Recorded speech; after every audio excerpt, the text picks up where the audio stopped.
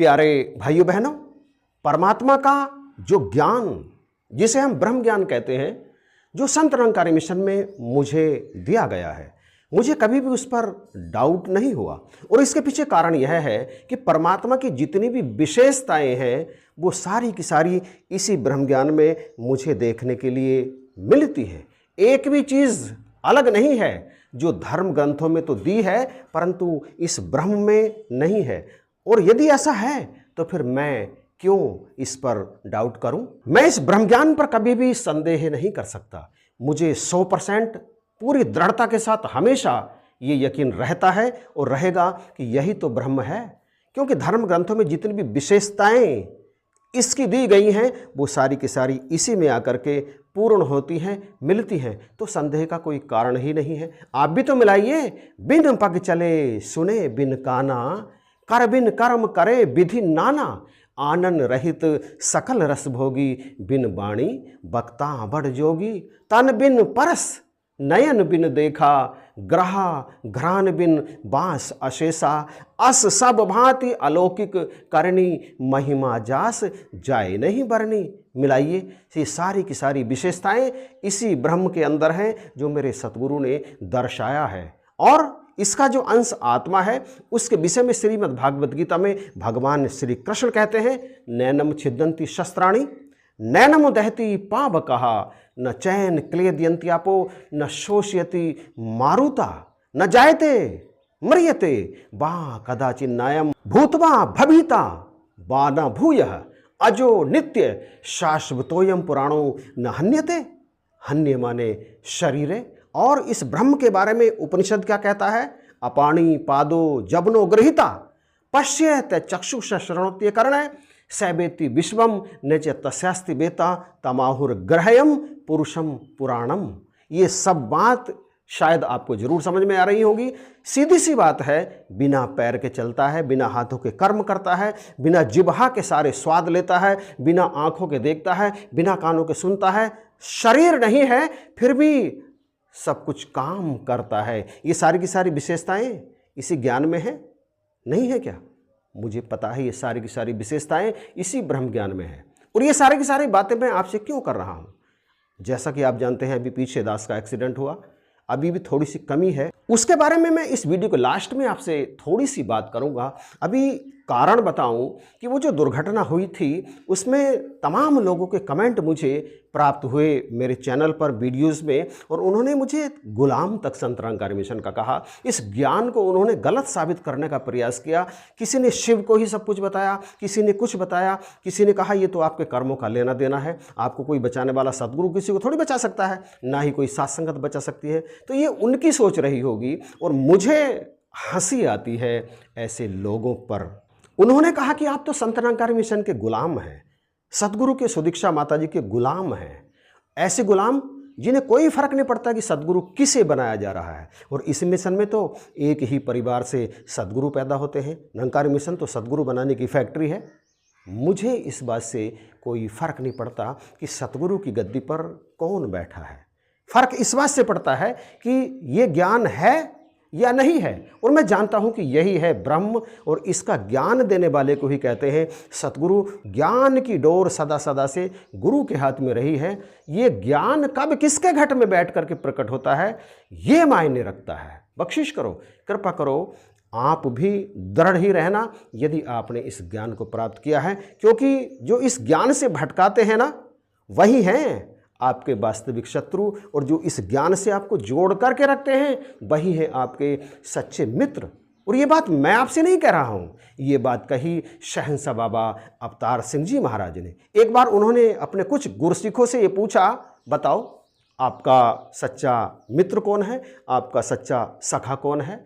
वहाँ बैठे हुई सात्संगत में से तमाम महापुरुषों ने उठ उठ करके अलग अलग तरह से उत्तर दिए। किसी ने कहा जो मुसीबत में सहायता करे, काम आए, वही सच्चा मित्र है, सखा है, दोस्त है। और जो आपको नीचे गिराने की कोशिश करे, आपका अपयश कराने में लगा रहे, वही है आपका सबसे बड़ा शत्रु। बाबा जी ने कहा ऐसा नहीं है, ये आपके मित्र और सखा नहीं है, ये तो थोड़े वक्त के लिए आपका अपयश या आपका हित करते हैं, परंतु आपका सबसे बड़ा सखा, सबसे बड़ा मित्र वह है जो आपको गुरु के साथ जोड़ करके रखे। जब जब भी सतगुरु के प्रति, निराकार के प्रति आपके मन में कहीं से क्षणिक भी सूक्ष्म सा भी संदेह उत्पन्न हो, तो वो आपके उस संदेह को दूर करके आपको गुरु के साथ जोड़ करके रखता है। आपके हर कदम को गुरु की तरफ बढ़ाने का प्रयास करता है। वो है आपका सच्चा मित्र। और जो अपने कृत्यों से, अपनी बातों से, अपनी चाल से कुछ ऐसा करे कि आपका गुरु के प्रति संदेह बढ़ने लगे, निराकार से आपका मन हटने लगे, वो है आपका सबसे बड़ा शत्रु। आपका सबसे बड़ा शत्रु निरंतर इस प्रयास में लगा रहता है कि आप गुरु ज्ञान से दूर हो जाएं। ऐसे लोगों से आप बच करके रहना। जो आपसे सदा ही गुरु की प्रशंसा की बात करता है, जो आपको सदा ही सत्संग से जोड़ कर रखता है, सतगुरु के प्रति आपके विश्वास को दृढ़ करता है, जो सदा ही आपको सिमरन करने की प्रेरणा देता है, आपको सेवा करने की प्रेरणा देता है, वो है आपका वास्तविक दोस्त, असली मित्र। और वो आपको, अपने आप को कभी पूर्ण नहीं कहता। वो आपको बताता है कि पूर्ण तो केवल ये निराकार दातार ही है, इसके अलावा बाकी सब जितने भी हैं, जो भी दिखते हैं, नहीं भी दिखते हैं, वो सारे अपूर्ण ही हैं। पूर्ण तो केवल और केवल ये निराकार ही है। जो ऐसा करता है वह है आपका सच्चा दोस्त। संतो महापुरुषों, शहंसद जी ने आगे फरमाते हुए कहा, महापुरुषों, सत्संगत सच्चा गुरुसिख वही है जो सदा ही अपने गुरु की प्रशंसा करता है और अपने गुरु भाइयों को सदा ही इस ज्ञान के साथ जोड़े रखता है, सदा ही अपने गुरु पर विश्वास करने की प्रेरणा देता रहता है। और वो अपने आप को ना कभी पूर्ण कहता है और ना ही मानता है। वो सदा ही अपने आप को नीच निवाड़ा मान करके चलता है, छोटा मान करके चलता है और सदा ही अपने गुरु की प्रशंसा में लगा रहता है, इस निरंकार की प्रशंसा में लगा रहता है। परंतु हम क्या करते हैं? हम जैसे ही 2-4 महापुरुषों के प्रवचन हमने सुने, वो अपने दिमाग में बैठाए, 2-4 धर्म की किताबें हमने पढ़ी, 2-4 श्लोक हमने याद कर लिए, दोहे चौपाइयाँ हमने याद कर ली और अपने आप को हम पूर्ण मानने लगते हैं। अपने आप को पूर्ण मान करके हम साथ संगत के सामने बड़ी बड़ी ऊंची बातें करने लगते हैं। ऊंची बातें करना कोई गलत बात नहीं है, परंतु अपने आप को पूर्ण मानना सदा ही गलत है, क्योंकि पूर्ण तो मेरा ये सतगुरु है, पूर्ण तो मेरा ये केवल निराकार ही है। शहंसद जी कहते चले गए कि जो अपने आप को पूर्ण मानने लगते हैं ना, वो उसी क्षण से दूसरों की बुराइयां करने लगते हैं। परंतु जो अपने आप को नीच निवाड़ा मानते हैं, वो सोचते हैं अपने अंदर कि मैं तो लालच भी कर लेता हूँ, मैं तो घृणा भी कर लेता हूँ, मैं तो निंदा भी कर लेता हूँ, मैं तो दूसरों की बुराइयाँ भी कर लेता हूँ, मैं तो लालच में भी आ जाता हूँ, तो फिर मैं पूर्ण कैसे हो सकता हूँ? मैं तो अधूरा ही हूँ, अधूरा ही हूँ। पूर्ण तो केवल ये प्रभु परमेश्वर ही है। हाँ, 1-2 कामों में मैं पूर्ण हूँ। मैं कभी किसी का दिल नहीं दुखाता, मैं कभी किसी के व्यापार में उसे नुकसान नहीं पहुंचाता, मैं सदा ही दूसरों की मदद भी करता हूं, परंतु दूसरी तरफ मैं सदा ही निंदा बखीली में लगा रहता हूं। इसलिए मैं पूर्ण नहीं हूं। पूर्ण तो केवल मेरा प्रभु है। बख्शिश करो, कृपा करो संतो महापुरुषों। ये बात शहंसद जी ने कही और इन बातों को हमें अपने जीवन में लागू करना है। यदि हम ऐसा कर सके तभी हम सतगुरु के प्यारे हो सकते हैं। याद रहे, हम कुछ भी काम करते हो, काम करके अपनी रोजी रोटी कमाएं, काम करके अपने परिवार को चलाएं, गलत काम करके धन उपार्जन ना करें और सदा ही अपने सतगुरु की प्रशंसा और इस निराकार प्रभु परमेश्वर का गुणगान करते रहें और अपने गुरु भाइयों की कभी भी बुराई ना करें, सदा ही प्रशंसा करें। इससे सतगुरु खुश होते हैं, इससे सतगुरु की कृपा हम पर होती है। कौन कहता है कि सतगुरु की कृपा नहीं होती? कौन कहता है कि संतों महापुरुषों का आशीर्वाद फलीभूत नहीं होता? जो कहते हैं वो गलत हैं। हमने अनुभव किया है। बस आपसे थोड़ी सी बात करनी है दुर्घटना के बारे में। आप देखिए, पैर को सवेरे सवेरे उठता हूँ ना, तो बिल्कुल स्वेलिंग समाप्त हो जाती है पैर की। आप देखिए, यह है प्रातः काल का समय है। अभी सूर्यदेव कहीं आसमान में दिखाई नहीं दे रहे हैं, नहीं निकले हैं और मैं उठ गया हूँ। आप देखिए, इस पैर में अब बिल्कुल भी स्वेलिंग दिखाई नहीं दे रही है, क्योंकि सवेरे सवेरे स्वेलिंग काफ़ी उतर जाती है। हल्की हल्की यहाँ पर है, बाकी दिखाई देनी बंद हो गई है। और ये दूसरा पैर देखिए, ऐसी स्थिति सवेरे सवेरे रहती है और शाम को ये स्वेलिंग बढ़ जाती है। अब देखिए आप, शाम को किस तरह से ये स्वेलिंग बढ़ रही है।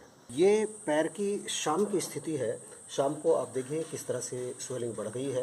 दिन भर थोड़ा थोड़ा चलने के कारण, कुर्सी पर या किसी अन्य साधन पर पैर लटका कर बैठने के कारण डॉक्टर ने बताया इस तरह से स्वेलिंग बढ़ती है और शीघ्र ही कुछ ही दिनों में ये नॉर्मल हो जाएगी।